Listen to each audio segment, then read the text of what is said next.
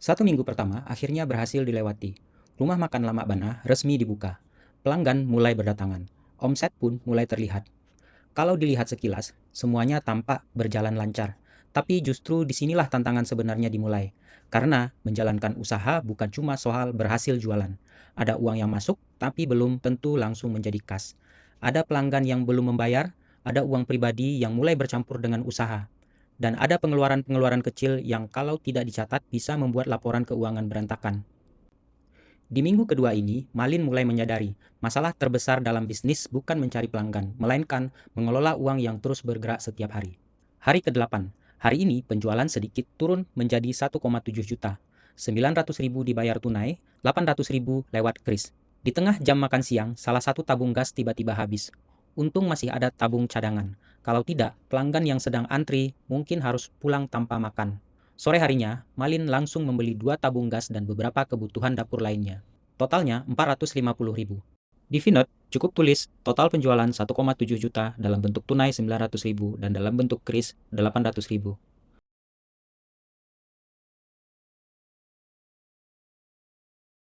Kemudian, pembelian 2 tabung gas dan kebutuhan dapur sebesar 450.000 dari kas usaha.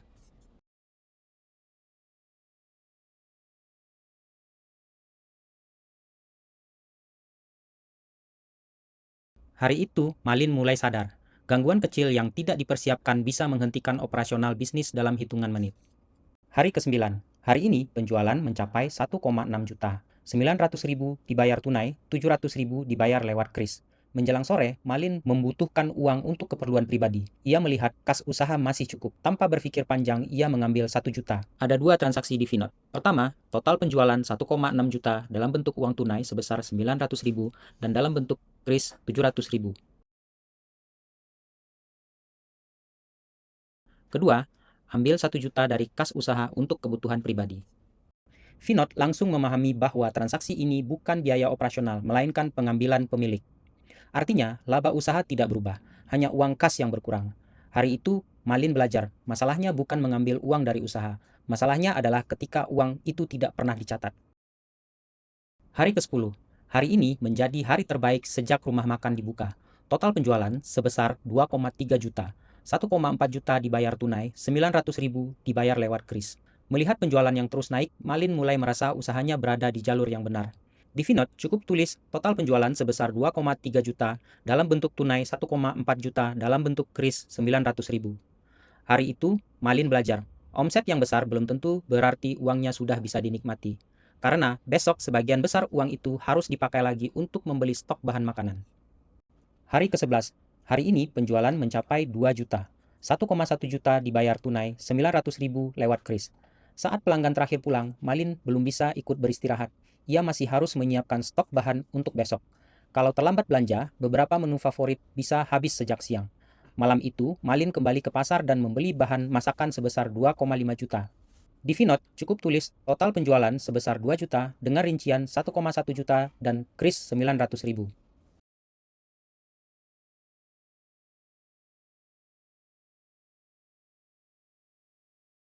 Belanja bahan untuk stok besok sebesar 2,5 juta dari kas usaha. Hari itu, Malin belajar. Menjadi pemilik usaha berarti mempersiapkan penjualan esok hari, bahkan setelah hari ini selesai.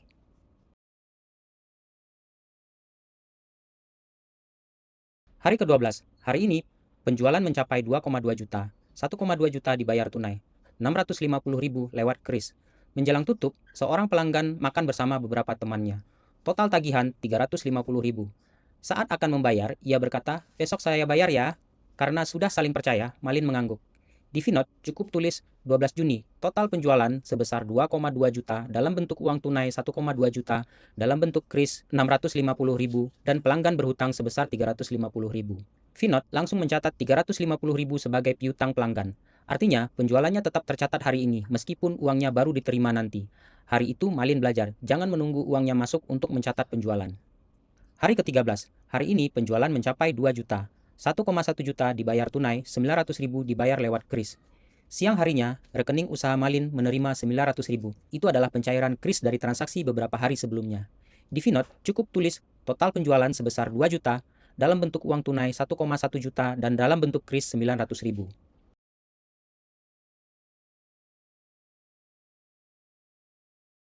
Transaksi kedua, menerima pencairan kris dari penjualan tanggal 6 April sebesar 900.000 masuk ke kas usaha.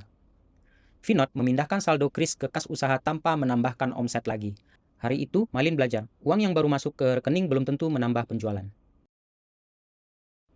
Hari ke-14. Hari ini penjualan mencapai 2,1 juta. 1,2 juta dibayar tunai, 900.000 lewat kris. Setelah hampir 2 minggu menjalankan usaha, Malin akhirnya mulai memahami satu hal. Uang yang ada di kas tidak selalu sama dengan total penjualan. Sebagian sudah diterima tunai, sebagian lagi menunggu pencairan kris. Di Vinod, cukup tulis total penjualan sebesar 2,1 juta dalam bentuk uang tunai sebesar 1,2 juta dan kris 900.000. Karena semua transaksi sudah tercatat, Malin bisa melihat dengan jelas berapa uang yang sudah diterima dan berapa yang masih dalam proses pencairan. Hari itu Malin belajar, kas dan omset adalah dua hal yang berbeda. 2 minggu pertama akhirnya terlewati. Sedikit demi sedikit, Malin mulai memahami cara mengelola keuangan usahanya. Ia tak lagi mencampur uang pribadi dengan uang usaha. Ia tahu ada penjualan yang masih menjadi piutang. Ia juga mulai memahami bahwa uang yang masuk ke rekening belum tentu merupakan penjualan baru. Semua itu bisa ia pahami karena setiap aktivitas bisnis langsung dicatat di Vinod. Tapi sekarang muncul pertanyaan yang lebih besar. Rumah makan memang semakin ramai. Penjualannya juga terus bertambah. Namun, apakah semua itu benar-benar menghasilkan keuntungan? Kita cari jawabannya di episode 3.